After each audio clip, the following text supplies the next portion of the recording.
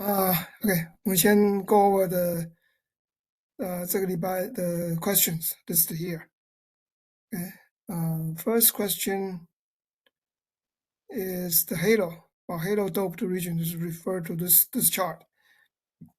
Why the for longer gate the halo P plus are farther apart than the shorter gate, the two P plus are together.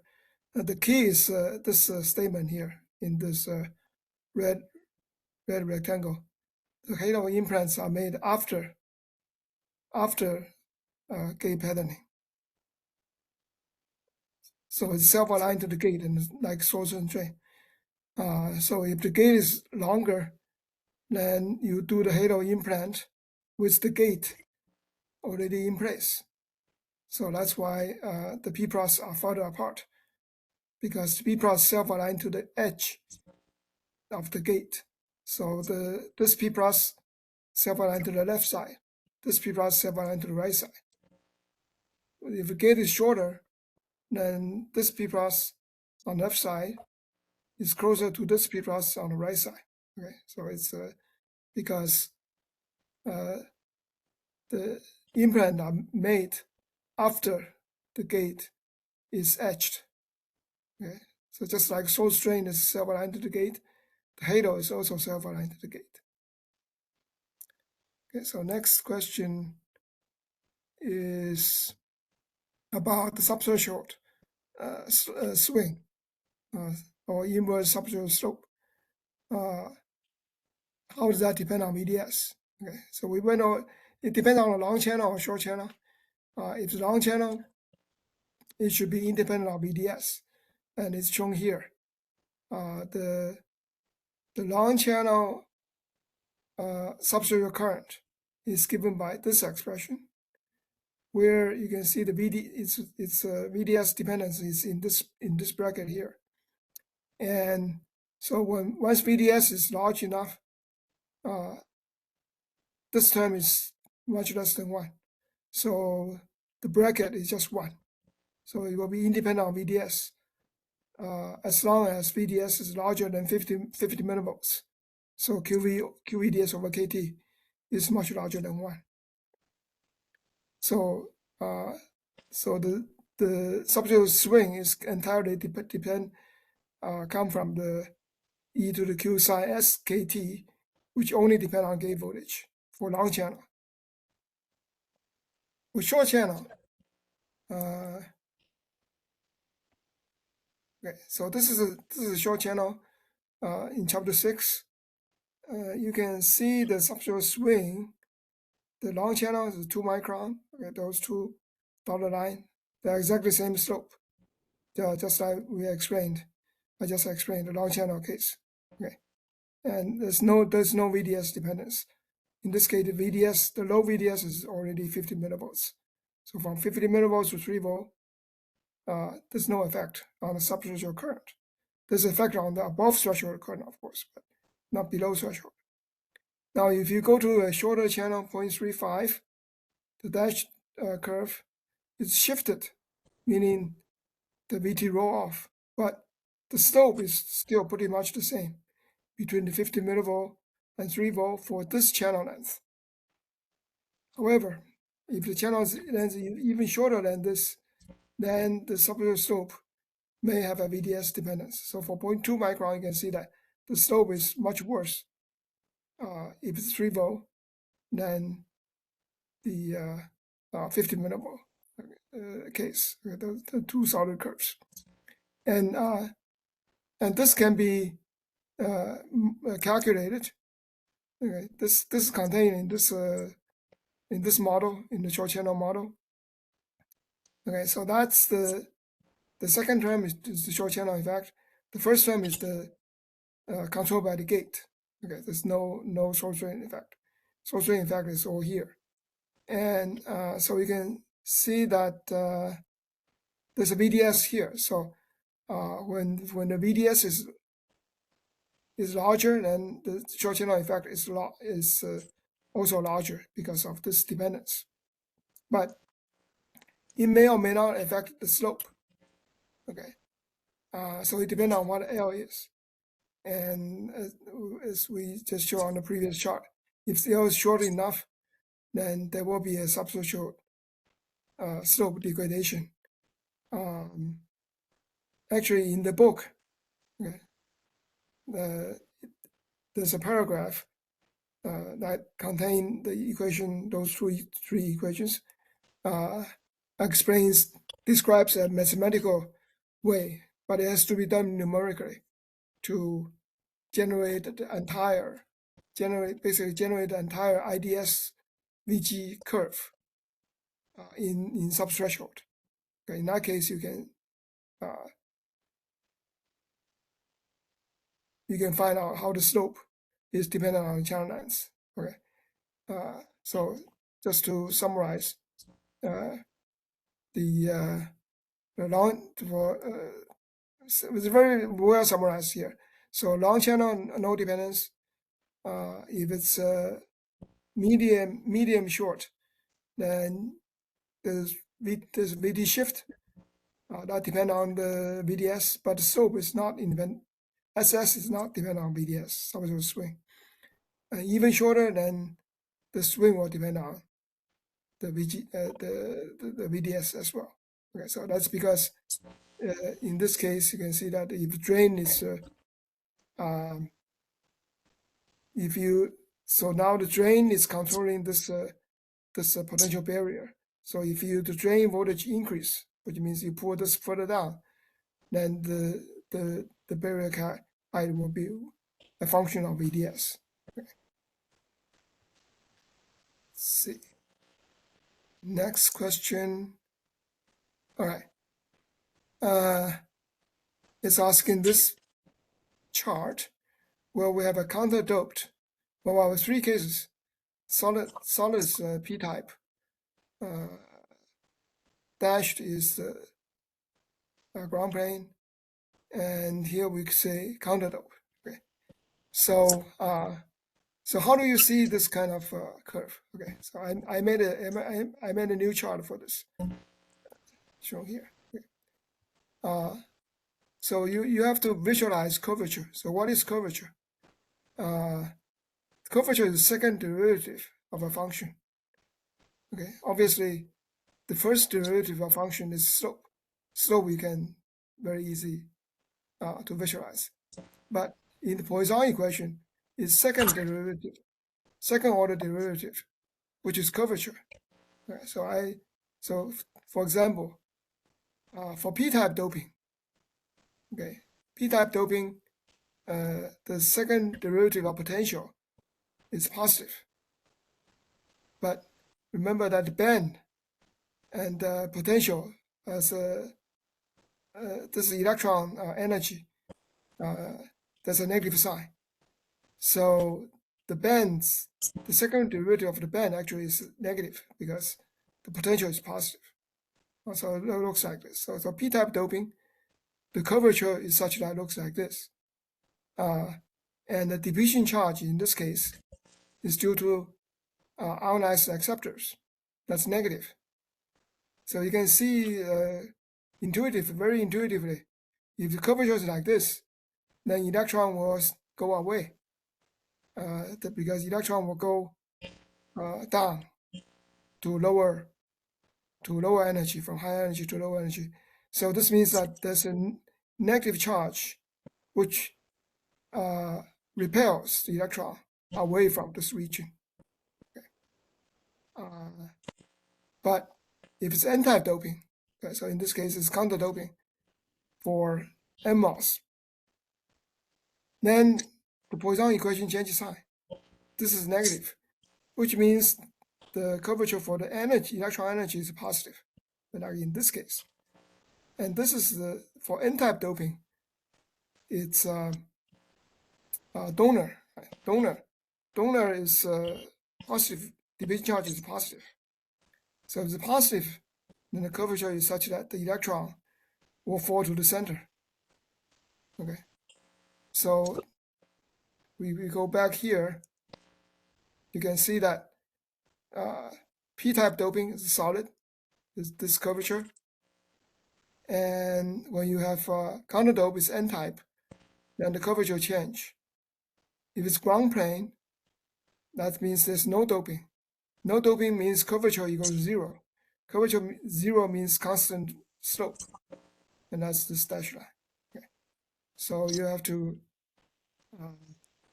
sort of be familiar with how do you look at, how do you have an intuitive look at the curve, at the second derivative of the curve, and that's so-called curvature. I think I answered this question. Next question is about this chart where the higher temperature, if it's below this intersection point about 0.8 volts, Vg, the current is higher at a higher temperature. Okay, but if it's larger, it's reverse. Okay, so I add some explanation here. When temperature goes up, there are two effects. One is mobility goes down. And mobility goes down means the current will go down. Okay. But the second effect is that the temperature goes up, Vt goes down. If Vt goes down, then IDS will go up. Okay, so they have opposite effect. Graphically, mobility is the slope. Okay, IDS Vg slope. You can see that temperature higher, the slope becomes lower. That's mobility dependence. Vt is the intercept. Okay, so when temperature go up, the intercept goes more negative or decreases. Okay, so when you can see that the 105 degree, the solid line has a lower Vt. So the intercept is lower than at the room temperature.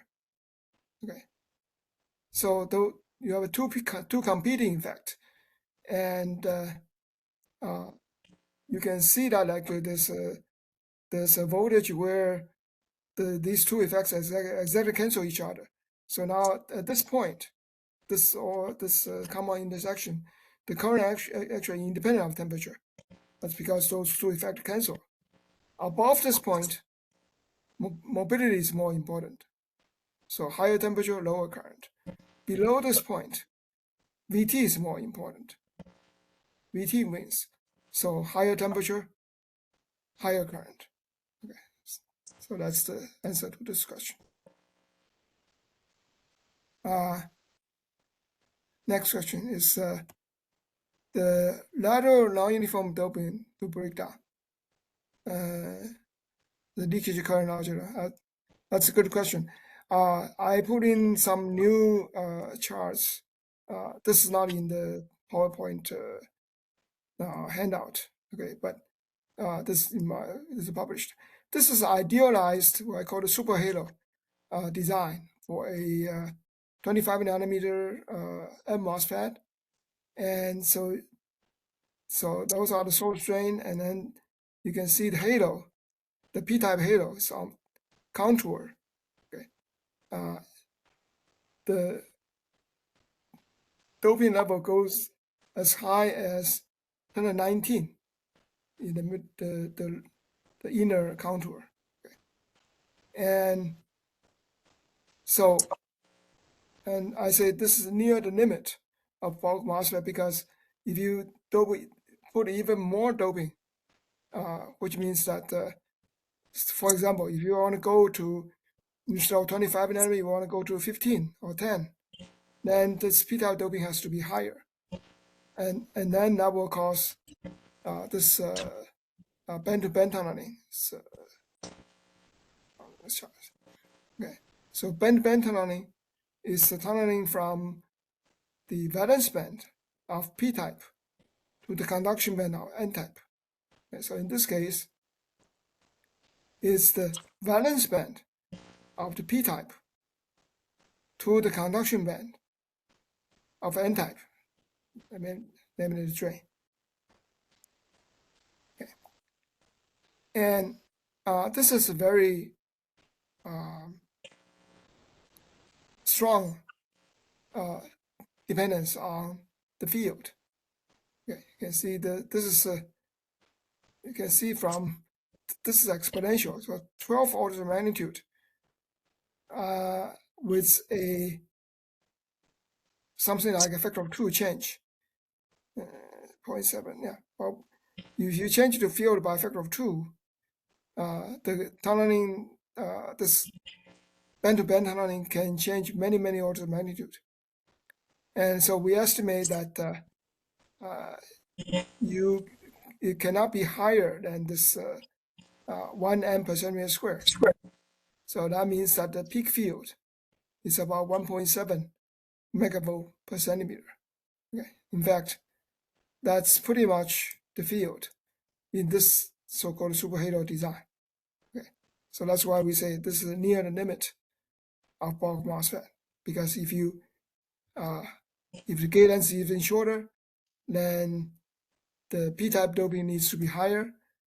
Then the band tunneling current will be too high, which is part of the off current of the chip. It becomes too high.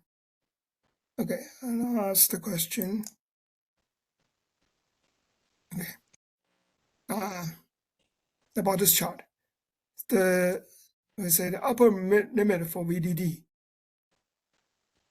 Okay, so let me explain this chart again. Actually, there's a previous chart. From the previous chart, I just put down result here. There are 3 lines. Okay, let's focus on the first 2.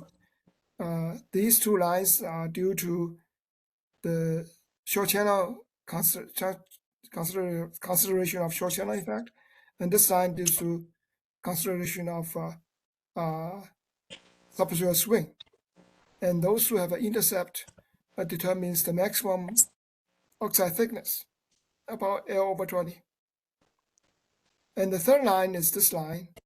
That means that if the oxide is too thin, okay, then it will break down. And so this will define a design space that's allowed. But if the third line is above the Cox maximum, then there's no design space. Okay, so you want to make sure that the third line is below the Tox maximum. Okay, that's what it is all about. And the third line is that this Tox, so this Tox is VDD over E ox max has to be less than Tox maximum, or L/20, L/20. And that's this equation. Let's see. So VDD, yeah. So design space exists only if this is satisfied. In other words, VDD is less than EOX maximum times TOX, which is L/20. Okay, that's where this comes from. And so in this example, so we say that when for a 1 micron generation, okay, there's no problem to satisfy this condition, because this says that the maximum is 10 volt, and in practice we only need 5 volt, so that's fine. But that's for 1 micron. For 50 nanometer, which is 1/20th of a 1 micron, then if everything is the same, then 10 volt becomes 10/20, becomes half a volt. Then that's too low. That volt is too low for this 50 nanometer channel length technology. But fortunately, this E maximum is not constant. E maximum actually goes up from 2 to 5. So instead of half a volt, actually the VDD is 1/4 volt. So that will give us room for this 50 nanometer generation. But eventually this will catch up, because there's still a maximum field actually today we already go up to 10 megavolt per centimeter, okay? And so we are stretching that limit, but we were helped by this physics that the thinner oxide has a higher breakdown field. You can allow a higher electric field, and this is in practice, that's what we found, and which happen to help for the design space for the supply voltage. Okay, so that's this. We still have 15 minutes, so I go back to chapter 7 and continue on that. Let's see.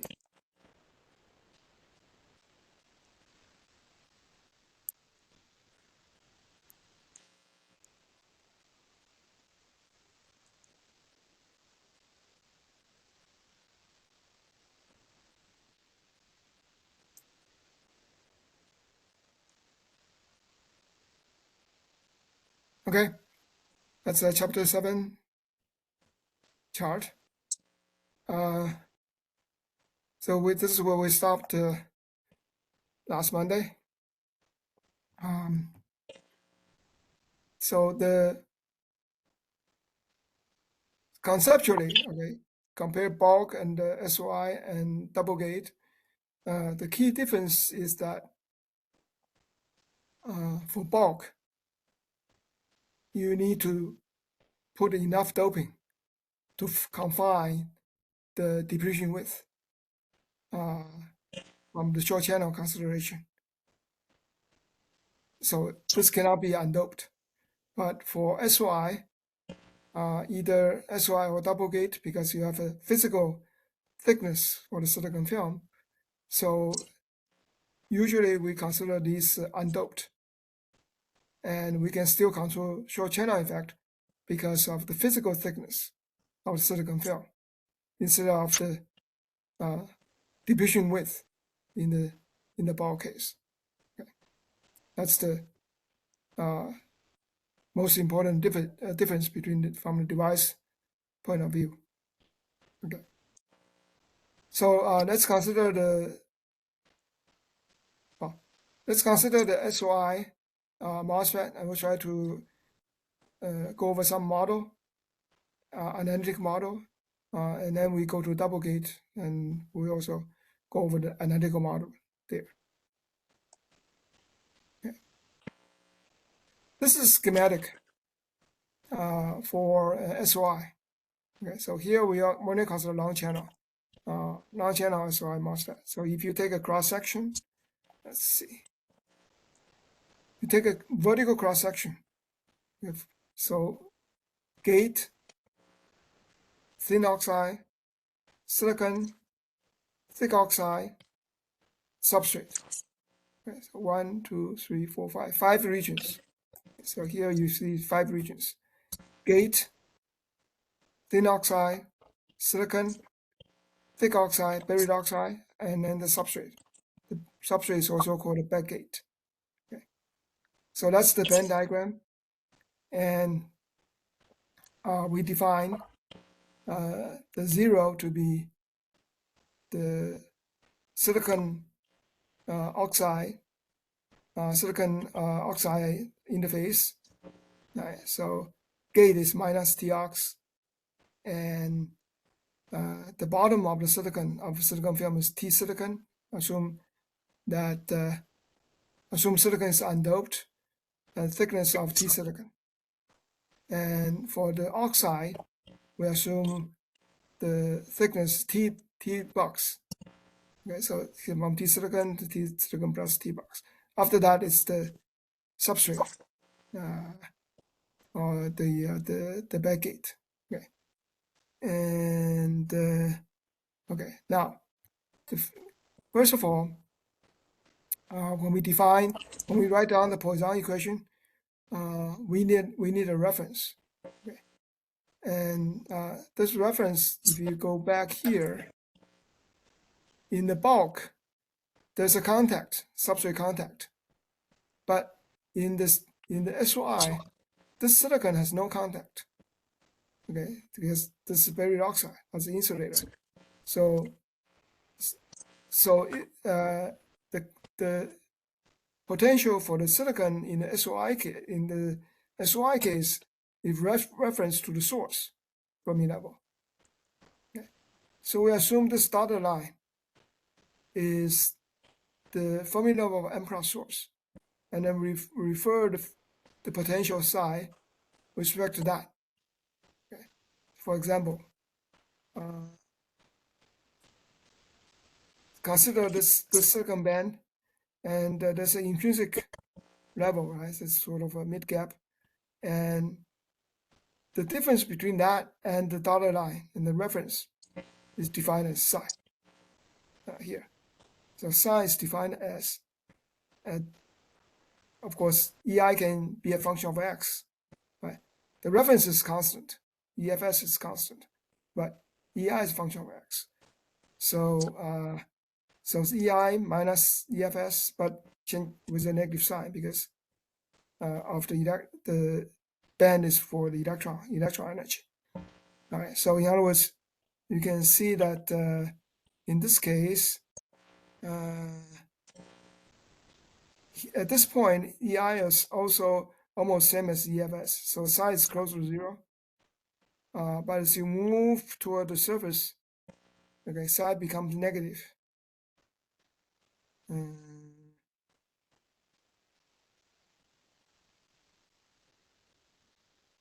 No, sorry.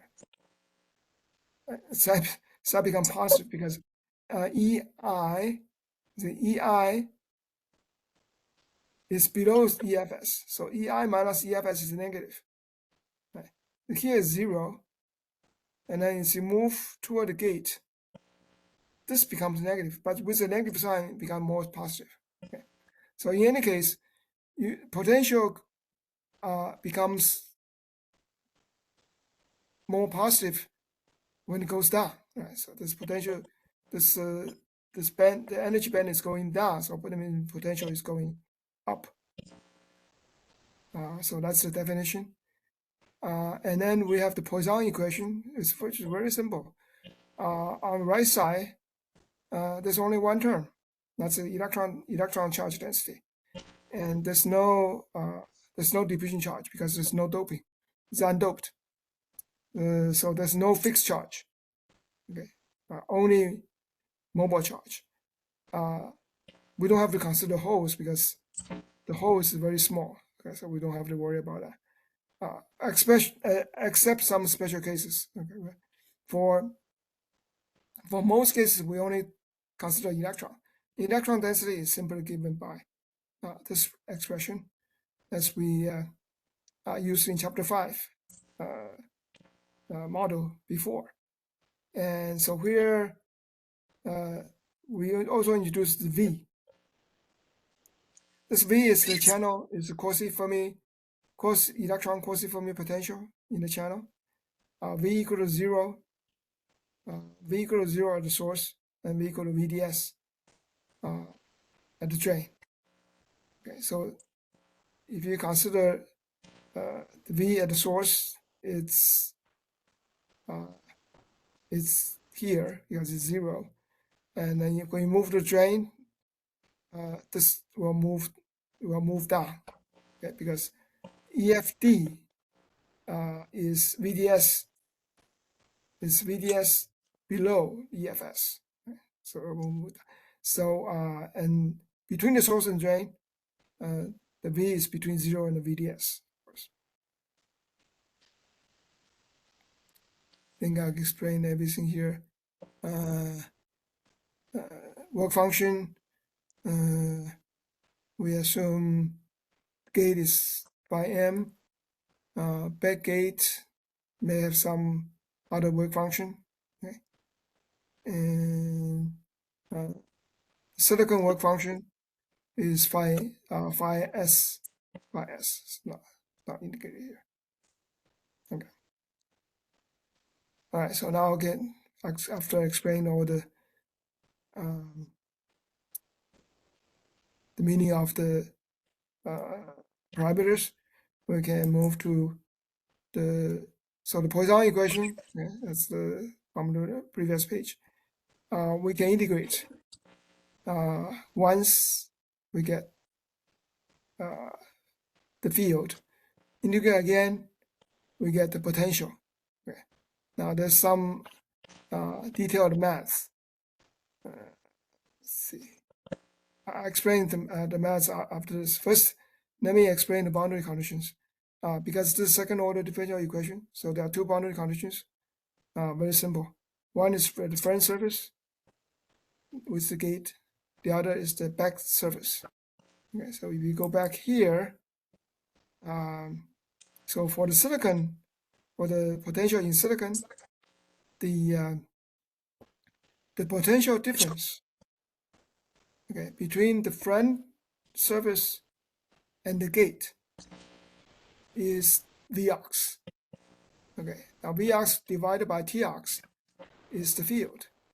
This field and this field is related by the dielectric boundary condition. Right, just like in chapter 4. Okay. So in other words, you can see that this fraction, okay, so this is the gate voltage minus the front surface potential, okay, adjusted by the work function difference between the gate and the silicon. Phi silicon, that's the work function of silicon, which is fixed, and divided by Tox. So that's the field in oxide. Field in oxide times permittivity in oxide is equal to the field in silicon. Field in silicon is d phi dx at the front surface times E silicon. Okay.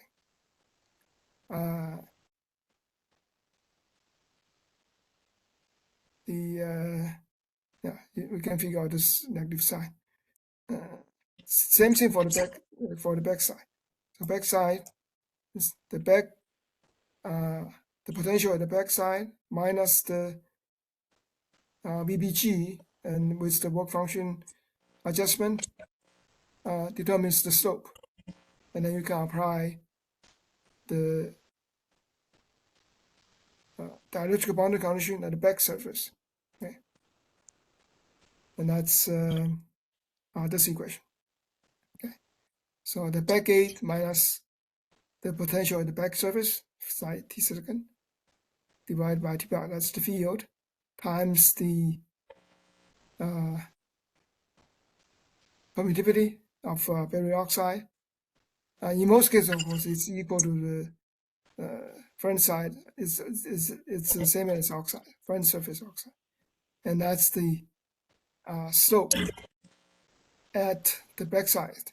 X equal to D silicon times no silicon. Okay, so in principle, the differential equation, second order differential equation, can be solved with two boundary conditions. Well, given VGS and the VBG. And okay, so now I have some mathematical explanation. How do you do this? Okay, so that's the beginning equation. So the first step is to integrate this to get the d psi dx, to get the field. That's pretty straightforward.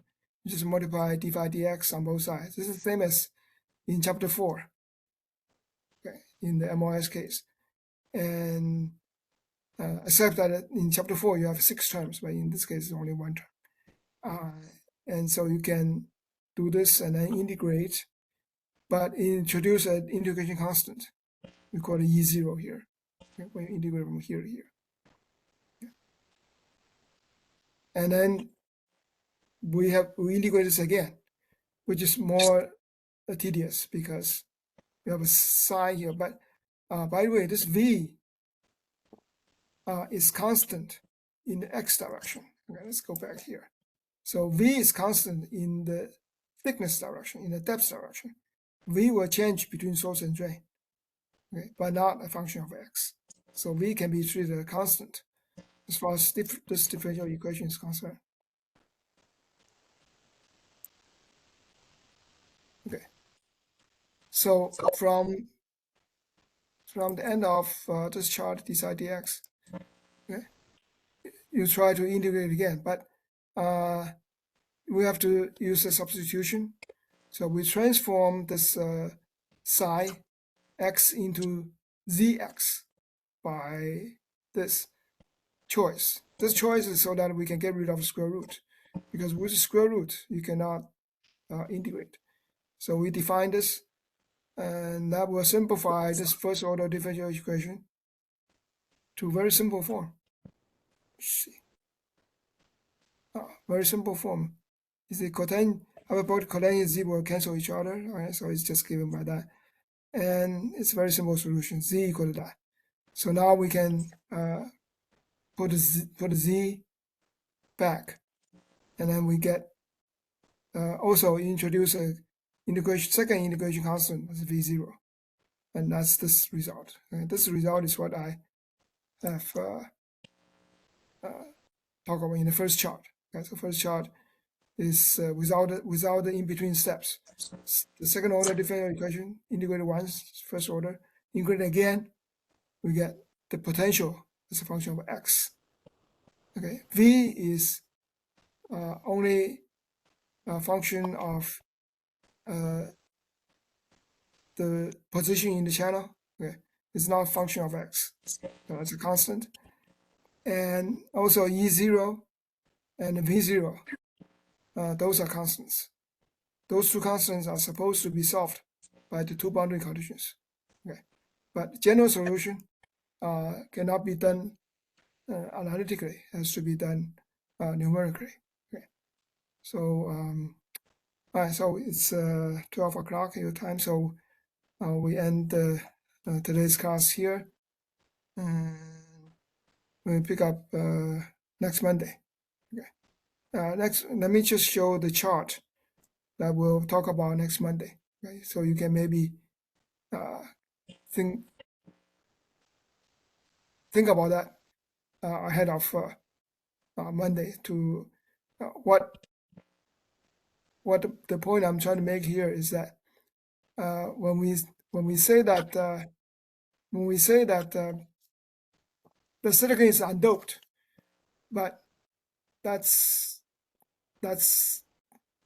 not true, because there's no actually there's no undoped silicon. Okay, because we go back here.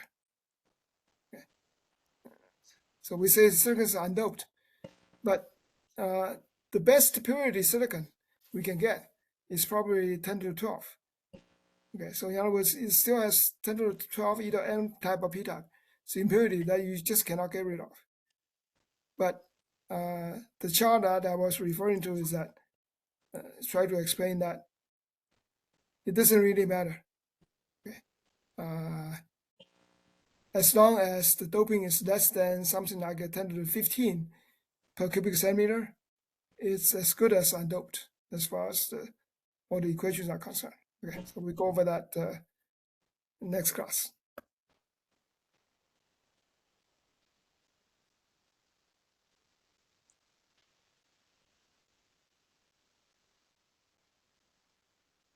Hey, 谭老师，谢谢。Okay. Okay, thank you. See you next week.